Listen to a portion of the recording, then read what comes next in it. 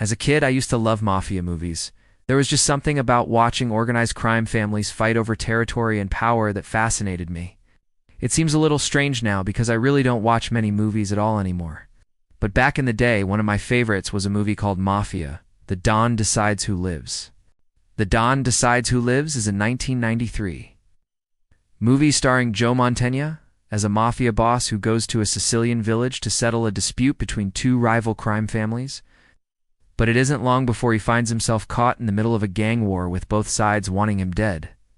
One of the most memorable characters in the film is Sonny, played by the great character actor Chaz Palminteri.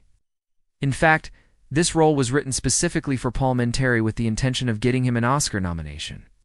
Sadly, he didn't get nominated that year, but he did win a Golden Globe for his performance.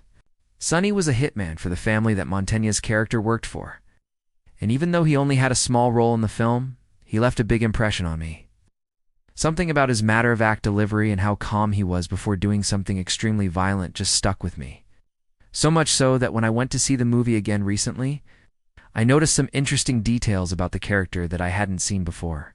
In particular, there's one scene in the movie where Sonny removes his shoes and places them on the dashboard of the car he's driving.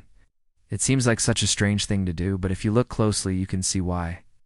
And it's another example of how this movie is full of small details that make it worth watching more than once. Now, if you haven't seen the scene I'm talking about yet, I'm going to tell you exactly what happens. So if you want to go watch the movie first, stop here and come back later. So as I said before, this movie takes place in Sicily. The story begins with two rival Italian families fighting over territory and money. After one of their guys gets killed by the other, they decide to bring in a third family to help settle things. This third family is from America, and they send over their best man, the Don, to handle the situation. When the Don arrives, he meets with the heads of the two families and tries to get them to agree to a truce.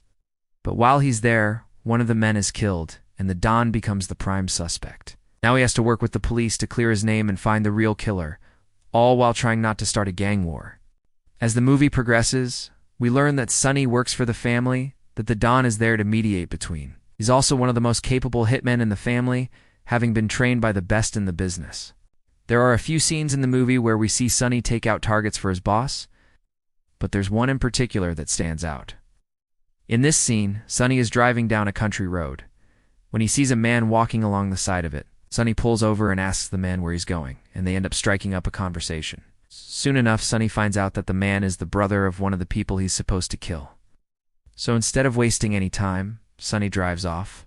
But the next day he comes back to the same spot and parks his car in the exact same place. He then gets out of the car and walks over to the spot where he had talked to the man the day before, takes off his shoes and puts them on the dashboard of his car, then walks away. And that's where I got curious. Why would he do something seemingly irrelevant like taking off his shoes and leaving them in his car? Well, the answer turns out to be pretty simple. If you watch closely, you can see that Sonny put his shoes on the dashboard facing the direction he was walking. That way, if anyone came across his car, they would be able to tell which direction he went without having to guess. Basically, it was a way of leaving a breadcrumb trail for anyone following him. It's a small detail, but it's one that shows the level of attention to detail that went into making this movie. The director, Andrew Davis, wanted to make sure that every scene was as realistic as possible, and this included the way that Sonny disposed of his shoes. After all, if someone was following Sonny, they would likely be looking for clues to help them figure out where he went. Taking off his shoes and placing them on the dashboard is a clever way to leave behind physical evidence that could have been used to track him down. It's also a good example of how Sonny thinks like a criminal, not like a regular person. He's always on the lookout for danger and is willing to take risks that most people wouldn't. For instance, he's not afraid to get close to his targets, even if it puts him in danger. He knows that the element of surprise is often the most important part of a hit. And by getting close to his targets, he can ensure that he won't be seen. By disposing of his shoes in this way, he's also able to eliminate any potential witnesses to his crime. If someone sees him leave his shoes behind, they're less likely to report it to the police. After all, what are the chances that someone would think to look for clues in a random guy's shoes? Ultimately, this is just one of the many small details that make Mafia. The Don Decides Who Lives worth watching. It's a great movie with plenty of plot twists and turns to keep you guessing until the end.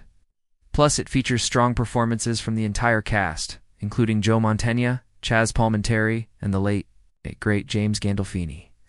If you've never seen the movie, I highly recommend checking it out.